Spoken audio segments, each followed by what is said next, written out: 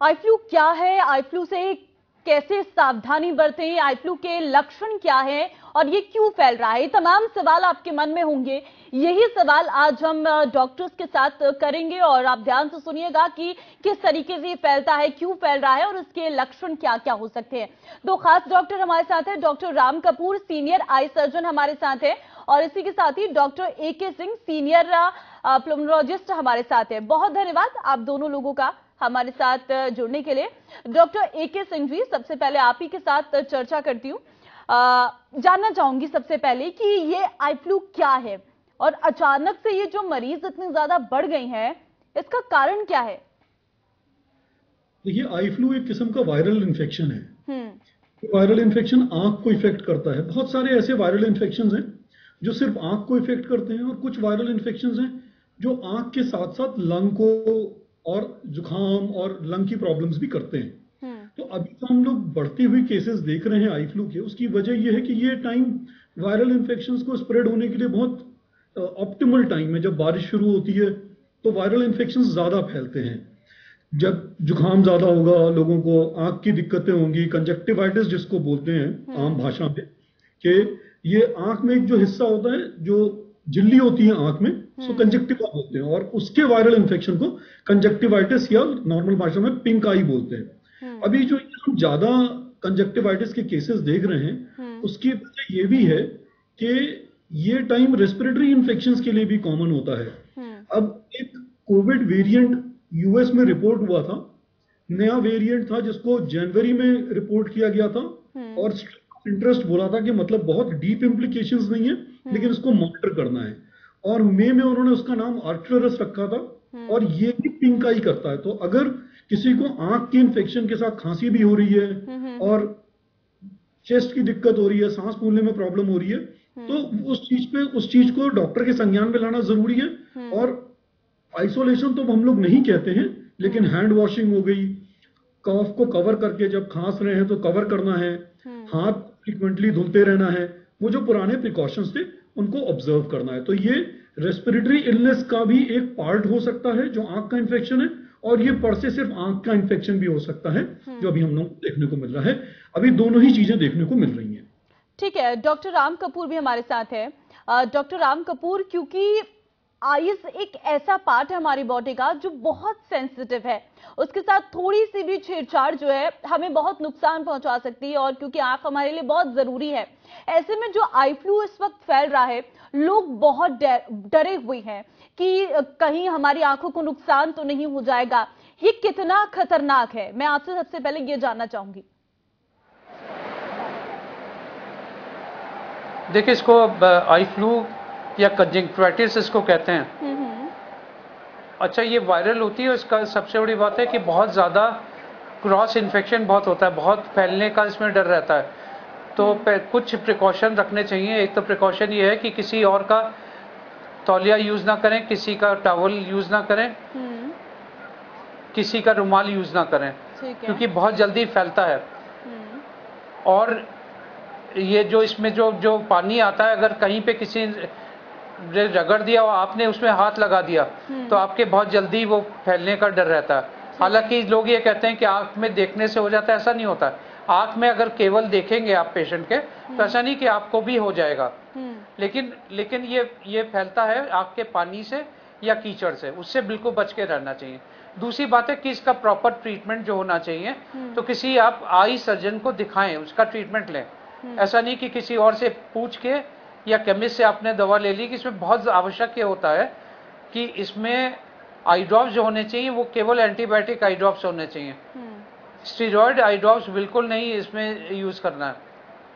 ठीक है डॉक्टर, उसका रीजन है कि लोग आंख लाल है, तो आंख लाल होने के कई कारण होते हैं। अगर मान लीजिए कॉर्निया अल्सर भी थोड़ा सा हो गया इसमें, तो स्टेरॉइड बहुत डेंजरस होता है। केवल प्लेन एंटीबायोटिक आई ड्रॉप्स को यूज करना है इसमें, और किसी को डॉक्टर को दिखा लेंगे तो बहुत ही अच्छा रहेगा।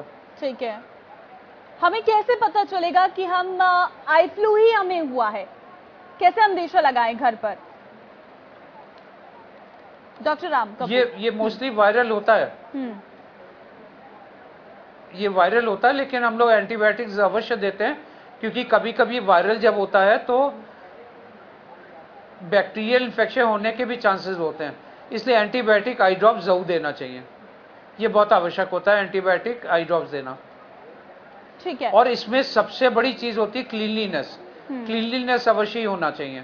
और आप जिसको हो गया है ये, तो उसको फिल्टर पानी से ही आँख को साफ करना चाहिए। कोशिश ये करें कि फिल्टर पानी से ही आँख को साफ करें। ठीक है। Doctor A K. सिंह जी, कितने दिन तक रहता है ये एक व्यक्ति में ये वायरस? कितने दिन तक रुकता है ये पूछ रहे हैं? हाँ, ये आई फ्लू जी प्लीज बोलिए।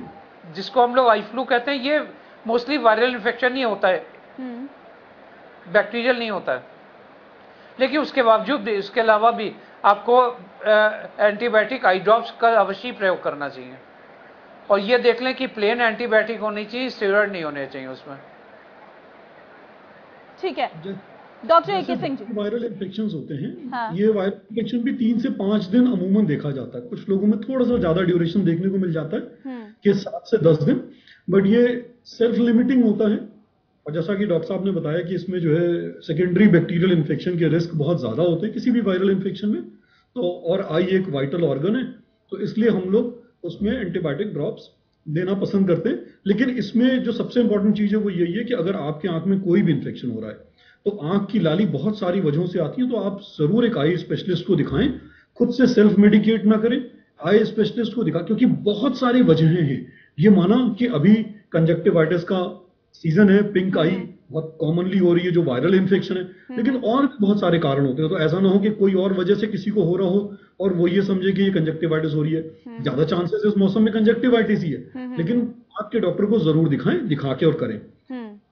ठीक है। Doctor A K. सिंह जी, क्योंकि एक समय जब कोरोना आया था ना, तो उसको लेकर बहुत भ्रामक खबरें फैली थी कि इस तरीके से फैल सकता है, छूने से भी फैल सकता है, मतलब बहुत सारी नेगेटिविटी चीजें फैली गई थी। क्योंकि जब कोई नया वायरस आता है तो लोग उसके बारे में इतना जानते नहीं है और उससे पहले उसके बारे में भ्रामक अफवाहें फैलाने लगते हैं। ठीक यही आई फ्लू में भी हो रहा है। अभी डॉक्टर साहब मुझे बता रहे थे, डॉक्टर राम कपूर, कि मैंने ये भी सुना है कि अगर आप एक दूसरे को देखते हैं तो भी ये फैलता है।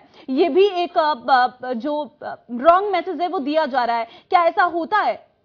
नहीं, देखने से वायरस नहीं फैलेगा। वायरस, किसी भी वायरल इन्फेक्शन के फैलने के कुछ तरीके होते हैं। जो सबसे इंपॉर्टेंट तरीका होता है, मेडिकल लैंग्वेज में हम उसे फोमाइट्स कहते हैं। फोमाइट्स का मतलब कि मान लीजिए किसी ने जो है कस के जो है खांसी करी और वो ड्रॉपलेट इन्फेक्शंस बन गए, तो कुछ आई फ्लू ड्रॉपलेट इन्फेक्शन से भी फैलते हैं। लेकिन फोमाइट्स का मतलब ये हुआ कि वो जो, जैसे मेरे आंख से पानी आ रहा है और मैंने आंख छुआ और उसके बाद अपनी टेबल छू दी और किसी और ने टेबल छुआ और उसके बाद अपनी आंख को टच किया, अगर इसको कहते हैं ट्रांसमिशन। ये तरीके से फैलता है, देखने से नहीं फैलेगा। फोमाइट्स ये शेयर करना, अगर कोई चीज छूकर आंख में हमने टच किया है वो, और ड्रॉपलेट इन्फेक्शंस, ये कुछ तरीके हैं जिससे इन्फेक्शन ये फैल सकता है। ठीक है। मैं पेशेंट के लिए भी आपसे पूछना चाहूंगी, पेशेंट को क्या क्या सावधानी बरतनी चाहिए कि उससे ये वायरस दूसरे को ना फैले? देखिए, जो सबसे इंपॉर्टेंट चीज होती है किसी भी वायरल इन्फेक्शन में, वो ये कि अगर आपके घर में ज्यादा ससेप्टेबल लोग हैं, जैसे कि बूढ़े माँ बाप, 1 साल से कम उम्र के बच्चे, अगर कोई किसी को हार्ट की प्रॉब्लम है, किडनी की प्रॉब्लम है, लंग की प्रॉब्लम है या लिवर की प्रॉब्लम है, तो आप उनसे आइसोलेट हो जाए। अब आइसोलेशन का मतलब वो आइसोलेशन तो नहीं है जो पहले कोविड टाइम पे कह रहे थे कि कमरे में बंद हो जाना है और किसी से कांटेक्ट में नहीं आना है, पर जो हाई रिस्क पॉपुलेशन है उनसे आपको, उनको या तो आइसोलेट कर लेना या आप उनसे दूर हो जाएं। ये एक बहुत इंपॉर्टेंट चीज है। दूसरी चीज ये कि कोई भी सामान शेयर नहीं करेंगे, जैसे कि टॉवल, जैसे डॉक्टर साहब ने बताया, या आई ड्रॉप किसी एक को हुआ और वो यूज कर रहा है और दूसरा भी इसको यूज कर रहा है, बिल्कुल भी कोई भी चीज आपने शेयर नहीं करनी है उस टाइम पे। दूसरा, आपको कोशिश करनी है कि आप कम से कम आई को छुएं, क्योंकि जैसे ही आप आई को छूते हैं आपका हाथ इन्फेक्शन, वो जो वायरस होता है वो आपके हाथ में होता है और आप वो सरफेसेस को ट्रांसफर कर देते हैं, उससे वो फैलता है। अगर साथ में खांसी या रेस्पिरेटरी सिम्टम्स हो रहे हैं, जैसे कि नाक ब्लॉक हो रही है, खांसी आ रही है, तो आपको अपने जो रेस्पिरेटरी ड्रॉपलेट्स स्प्रेड होते हैं खांसने से, छींकने से, उसको बचाने के लिए जो तरीके हैं, जैसे कि कवर योर कॉफ या कवर योर स्नीज, एक मुहिम चलाई गई थी जब कोविड का इन्फेक्शन आ गया था, उसको हमने कंटिन्यू करना है। वो अभी भी इंपॉर्टेंट है कि वो चीजें हमने कंटिन्यू करनी है। ये कुछ एहतियात जो बरतने हैं, और बाकी एक बहुत परेशान होने वाली चीज नहीं है। एक नया कोविड का वेरिएंट, जैसा कि मैंने आपको बताया आर्कटूरस, वो भी ये हो सकता है, लेकिन वो भी अगर है तो बहुत परेशान होने वाली बात नहीं है, सेल्फ लिमिटेड, ठीक हो जाएगा। ठीक है डॉक्टर राम कपूर, आपसे ये जानना चाहूंगी, क्या भारत में इससे पहले भी आई फ्लू के मरीज आए थे, ये पहली बार है? जी आपकी आवाज क्लियर नहीं आ रही है डॉक्टर राम कपूर, एक बार रिपीट कर दीजिए सर। ठीक है, मेरा सवाल ये है कि क्या इससे पहले भी भारत में आई फ्लू के मरीज थे? इसमें सबसे बड़ी बात होती कि सफाई अवश्य हो रखनी चाहिए। डॉक्टर राम कपूर, आपको मेरी आवाज आ रही है मेरी? आपको आवाज बहुत फीबल आ रही है। ठीक है, कोशिश करिएगा जरा आप आवाज ठीक करें, मैं लौटती हूं आपके पास। अगर आपको मेरी आवाज मिल रही है तो आप जवाब दे सकते हैं।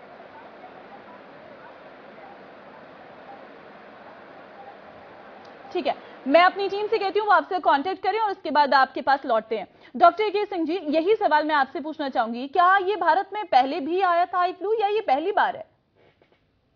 आई फ्लू तो बहुत कॉमन फिनोमेना है, मतलब एज ओल्ड चीज है बहुत। ठीक है, ऐसा नहीं कि ये पहली बार हो रहा है। आई फ्लू जब भी सीजन चेंज होता है तो कंजक्टिवाइटिस फैलता है। कंजक्टिवाइटिस वायरल इन्फेक्शन होता है प्रेडोमिनेंटली, इसलिए तेजी से फैलता है।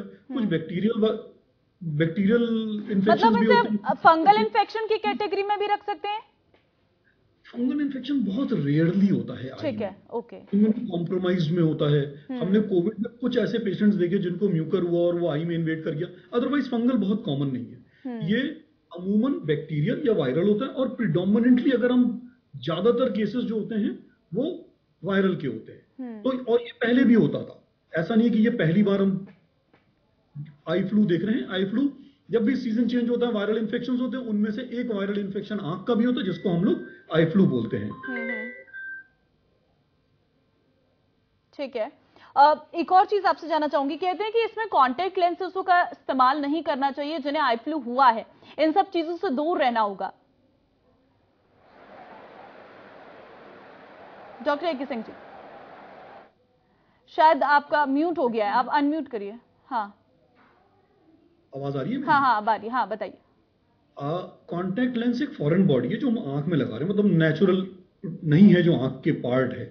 जब भी कोई इन्फेक्शन होता है तो अगर हम वहां पे फॉरेन बॉडी लगाते हैं तो वो फॉरेन बॉडी उस आई में जो इन्फेक्शन है वो वायरस उसके ऊपर ज्यादा तेज रेप्लिकेट करता है, और ज्यादा तेज रेप्लिकेट करेगा तो ज्यादा इन्फेक्शन होगा, तो वो इन्फेक्शन को बढ़ाता है, कॉर्नियल अल्सर्स के चांसेस बढ़ जाते हैं।